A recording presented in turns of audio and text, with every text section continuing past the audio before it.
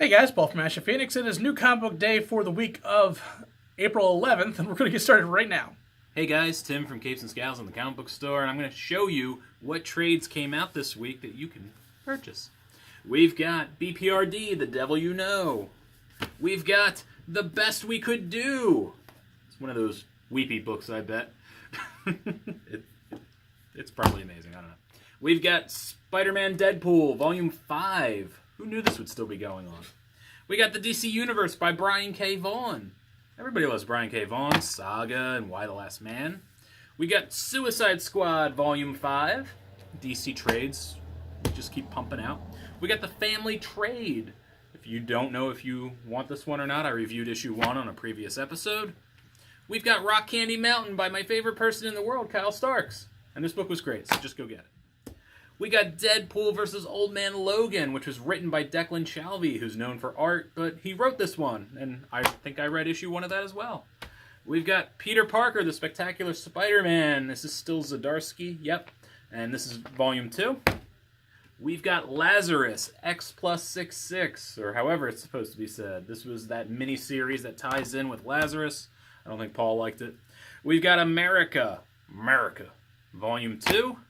We've got Unbelievable Gwenpool. This is up to volume 5. We have Jean Grey, volume 2, which features an issue I read that I didn't care for. We've got Clover Honey, which looks really awesome, but it's that guy who did Spy Seal. I don't know. Did not like Spy Seal. We've got Superman, volume 5. We've got Cable, volume 2.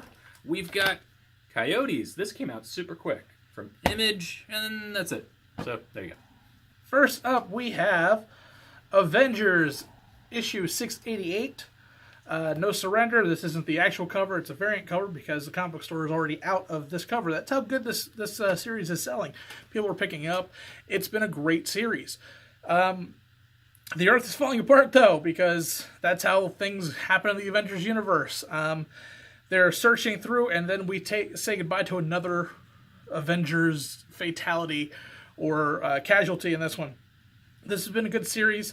There's only a couple issues left. Definitely pick this one up. My first book is from Boom! I screwed up a lot. Robocop, Citizen's Arrest, number 1 by Brian Wood and Jorge Callejo. I'm guessing on that. The art's really good. Brian Wood I normally like. Robocop I normally like. This I did not like. OCP is a private company now, and they deal in creating an app where you pay to report a crime, and if the crime leads to an arrest, you get 5 times that amount back. And it's a little strange. It's an okay idea, but RoboCop is deactivated, and he's living in like a crack house. I don't know what's going on. It's very weird. I'm sure it picks up, but this first issue, as an introduction, doesn't make me want to care. Next up, we have Oblivion Song, issue number 2.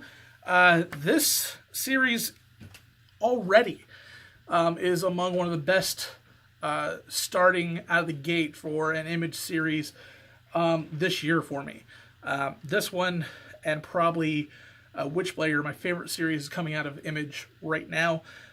This picks up immediately after the first issue, where our main character is kind of reacclimating some of the survivors to normal life again, and then still trying to fumble through and get the funding he needs. He goes back into the Oblivion, and things go wrong, because that's how this book is going to end up being. This is an amazing series. This is something you should be reading. It's only 2 issues in, so you should be able to find the first one pretty easily. If not, I'm sure it's going to go to second printing very soon. Pick this one up. Next up, from American mythology, the Pink Panther versus the Inspector. Because who doesn't love the Pink Panther? I don't know. Some cold, heartless person. Perhaps you. But it's all the classic Pink Panther tropes. If you don't know what they are, go watch it. It was great. There's 4 small stories by different writers and artists contained in here. It does its job. It's one of the better adaptations of the Pink Panther. And it was a lot of fun. So there you go. All right. And now, my pick of the week. You're not going to believe this. No, it's not Batman. It's not Marvel. It's not something. It is My Hero Magademia. There is just not a lot to... There's so much to be said about this book. It is basically a parody of My Hero Academia, as if Trump was All Might. And Trump is the leader of the free world. His name is Wall Might, and he is, you guessed it, his superpowers are building walls. This is really funny. You have to understand that this is a parody. This is not a political statement in any way. This is just a funny book. And if you have a good sense of humor, this is going to be a hilarious book. I suggest in your head reading it with a bad Trump accent. It makes it even funnier. It's just a crazy one-off book. I don't think it's going to be a series. It's just one of those ones that everybody's cashing in on Trump books because there's buzzwords. This one's probably no different, but it is really fun. It was really enjoyable.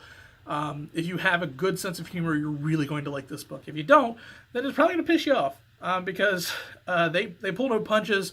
A lot of these jokes are at some other people's expenses, and yeah, it could be bad for you. But this is a funny book.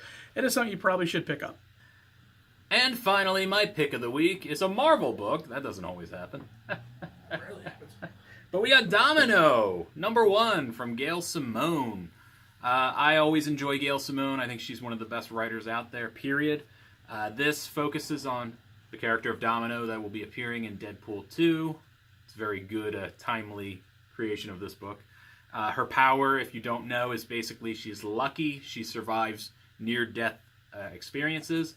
And her and some other characters, I don't want to spoil all the cool characters that show up, but there's a fair amount of them. They go on they're sent on a mission to try to save a target.